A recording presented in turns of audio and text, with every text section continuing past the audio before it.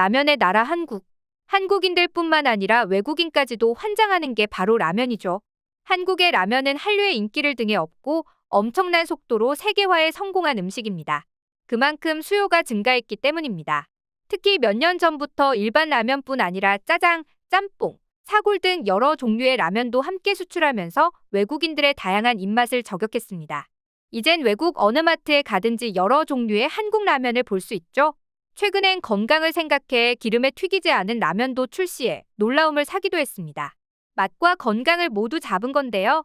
그래서 여태껏 몸에 좋지 않다는 이유로 라면을 먹지 않았던 외국인들도 하나둘 한국 라면에 관심을 가지기 시작했습니다.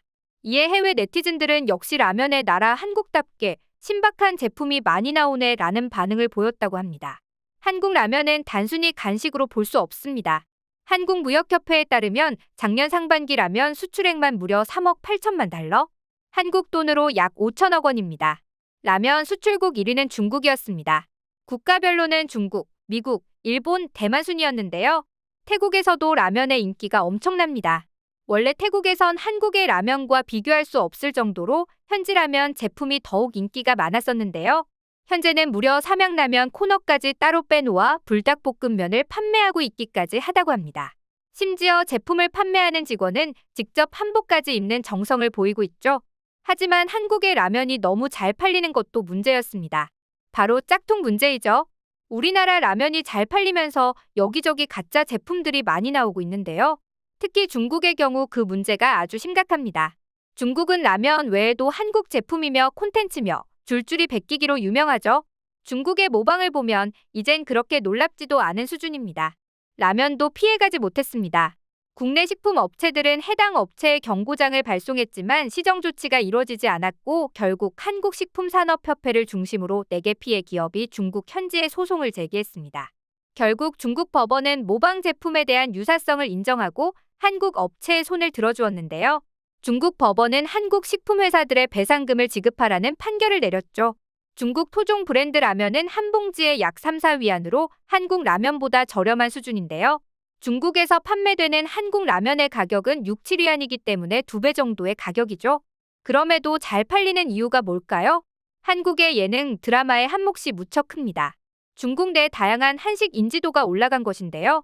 특히 중국의 젊은 층에선 각종 소셜미디어에 한국 라면 도전 영상을 올리거나 새로운 방법으로 라면을 제조해 먹는 것이 인기를 끌기도 했습니다. 그런데 맛까지 보장돼 있으니 중독성이 엄청난 것입니다. 물론 아무리 큰 인기를 끌어도 위조하고 모방하는 짝퉁 제품을 생산하는 것은 지양해야겠죠? 하지만 한국은 여전히 라면 짝퉁에 대해 골머리를 앓고 있습니다. 과거에는 한국 업체명과 제품명을 그대로 위조한 제품이 많았다면 최근에는 살짝씩 바꾸면서 교묘하게 비틀어 혼동하게 만드는 모방 제품이 늘고 있는 것이죠. 그런데 놀라운 것은 짝퉁 문제가 중국에만 국한되지 않았습니다.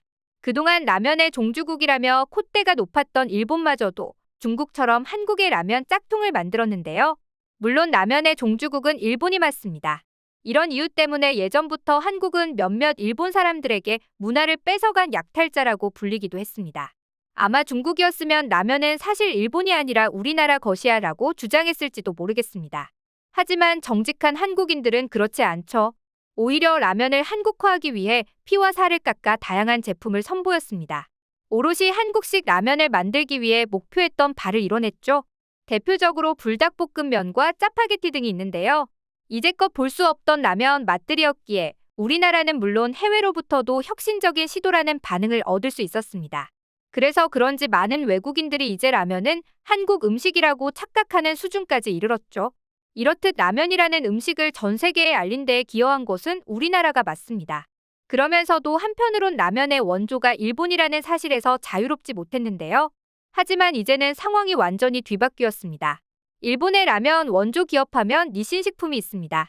그러나 이런 원조 기업마저 삼양라면의 불닭볶음면을 모방한 짝퉁 제품을 내놓아 논란이 됐죠.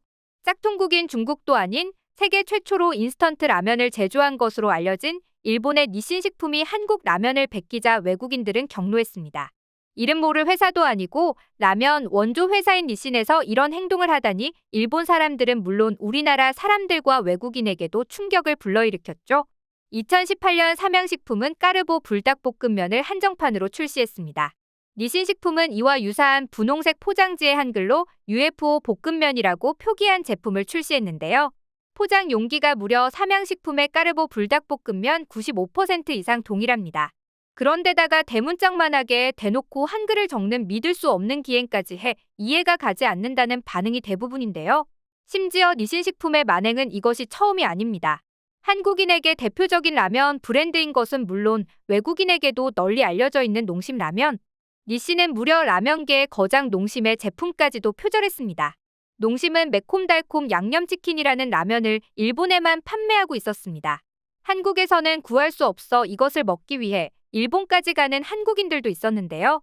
경악스럽게도 이때 니신은 이 제품마저 따라하고 맙니다. 양념치킨 맛 야끼우동이라는 이전과 거의 동일한 이름으로 바꾸어 니신 측에서 출시한 것인데요. 정말 굳이 이런 행동을 하는 이유를 알 수가 없습니다. 어이가 없다는 말밖에 나오지 않는데요. 한국의 라면이 전 세계적으로 엄청난 성공을 거두자 신보가 났던 것일까요? 도대체 어떻게 이리 파렴치한 행동을 할 수 있는 것인지 낯짝이 두껍다는 생각이 드는데요. 이에 일본 네티즌들은 다음과 같은 반응을 보였습니다. 한국 보기 창피하다. 차라리 참고만 하고 발전된 제품을 내놓았더라면 괜찮았을 텐데 저건 아예 따라한 것과 마찬가지이다. 진짜 우리나라라는 게 한심하다. 일본이 어쩌다가 이렇게까지 된 거지? 공분에 산 것은 일본 현지 사람뿐만이 아니었습니다. 자신들이 원조라고 떵떵거릴 땐 언제고 이제와 한국 라면을 그대로 베낀다고 일본 사람들 머릿속을 이해할 수가 없어. 한땐 일본이라는 나라를 정말 좋아했는데 이젠 아니야. 일본은 지금 중국이 했던 파렴치한 행동들을 그대로 따라하고 있군. 사실 일본은 여러 분야에서 다른 나라를 베끼면서 성장한 나라 아닌가. 선진국이라고 말하기 창피하다. 이런 짝퉁 제품을 바라만 보고 있을 수는 없는 노릇입니다. 모방 제품은 소비자에게 혼란을 우려해 한국 제품과 헷갈려 잘못 구매할 수도 있을 뿐더러 거시적으로 봤을 때 유사 제품의 범람으로 K푸드 트렌드 수명을 단축시키는 등 여러 가지로 안 좋은 영향을 많이 미치기 때문인데요. 중국이 베꼈을 때처럼 일본의 도 넘은 행위에도 법적 조치를 취할 수는 없었던 걸까요? 사실 삼양식품 법무팀에서 법적으로 대응하는 방안을 검토했었는데요. 하지만 삼양식품 관계자는 제품명이 달라 상표권만으로 대응하기 어려운 부분이 있어 법적인 대응이 힘들다고 밝혔습니다. 차선책으로 일본에서 불닭볶음면의 고유성을 강조한 마케팅을 하는 등 다양한 다른 대응 방안을 모색하고 있다고 이야기했죠. 이런 것들을 미루어 짐작했을 때 아시아 문화의 축이 점점 한국으로 옮겨지고 있지 않냐는 분석도 있는데요. 불과 6, 70년대까지만 해도 오히려 우리나라가 일본 과자나 식품들을 벤치마킹했었던 시절이 있었는데 정말 격세지감을 느낍니다. 원래 꽃이 많은 곳에는 벌도 꼬이는 법이죠. 한국 라면이 잘난 것은 모두가 잘 아는 사실이지만 선 넘는 행위는 봐줄 수 없는 것 같습니다. 한편으론 여러 나라에서 한국의 제품을 베낄 정도로 선망의 대상이 될 정도로 발전했다는 부분이 대단하다고 볼 수도 있겠습니다. 물론 여기서 만족하지 않고 더욱 발전하려는 노력과 이런 문제가 생겼을 때 올바르게 대처하려는 노력도 필요하겠지만 말입니다. 앞으로 한국의 라면이 어디까지 뻗어나갈 수 있을지 궁금하네요.